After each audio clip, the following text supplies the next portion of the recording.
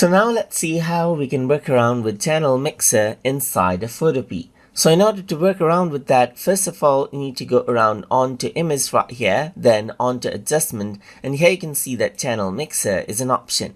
So once you go around onto channel mixer, then you can see that you can work around with the red right here and change around the amount of red that you have on a particular picture. You can also change around the green, as you can see right here, and change around the amount of green and change around the blue in the picture as well, just like this, as you can see right here. And you can also change around the total right here. You can also go around and change around the green right here and change around the green channel right here, just like this, as you can see, and change around the blue and green for that particular channel right there. Similarly, you can also go around and work around with the blue and add in a bit of red, a bit of green and blue, as you can see right here.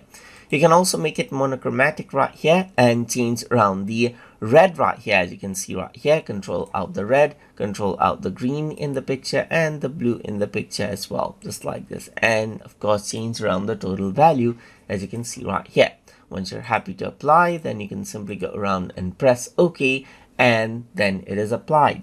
And that is how you can work around with channel mixer inside a Photopea. So if you guys learned something as always, and as always, please like, comment, share, and subscribe.